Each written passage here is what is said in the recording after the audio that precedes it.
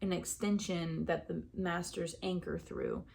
And I remember the other day, it was an event going on in my town that I've been staying in, and I was saying that to myself in my head or under my breath, because the spoken word is really important versus just like having it in your head. I just want to emphasize that. You speak these things. You don't just say them in your head. You speak them. You anchor it in to reality. And the masters, the ascended realm, anchors itself through you, because they have all the power. You have the authority. And if you don't exercise your authority and your free will, baby, what are we doing? Then what are we really doing here? Okay?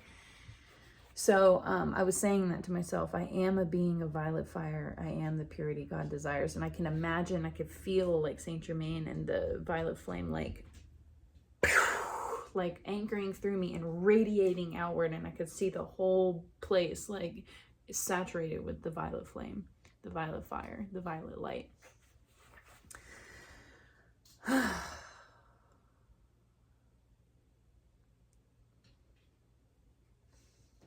I've really missed doing this. I've been kind of in a cocoon of transformation over here and change. And I'm glad we can have this little sit down, get together. And maybe I should have said that at the beginning, like, go and get your tea. Go get a snack. Go get your yoga mat and do some stretches while we chat here. Yeah, I'm really doing it, y'all. I really am doing it. I'm investing in myself. I'm saying yes to this process, because that's what I'm realizing. If it was really about me, I wouldn't do it. I don't care.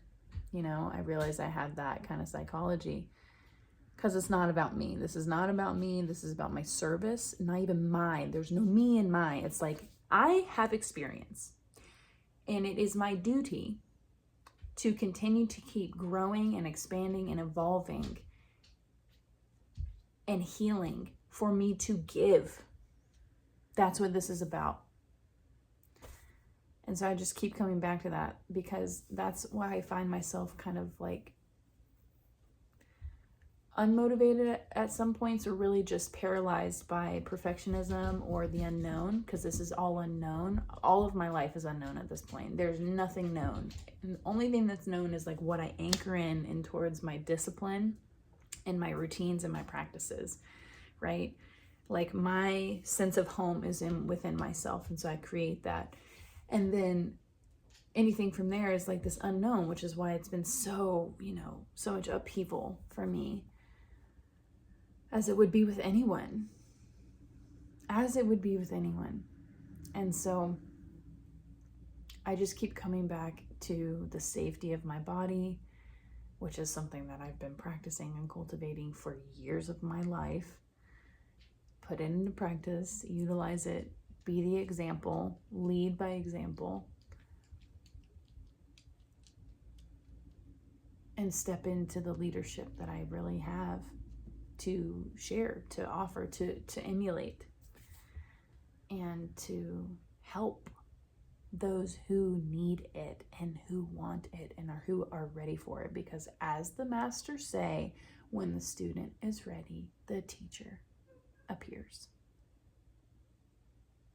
So stay tuned, because I'm going to be making quite a few videos trying to ask y'all what it is that y'all really need from me. And I might be doing some outreach, so pay attention. I might be buying you a coffee, even if it's virtually. I'll be doing some outreach very, very soon. So thank you for being along with me. Thank you for walking your path and doing your work and being yourself. Period. Great job. Keep it up. Stay regulated. I'll talk to you soon.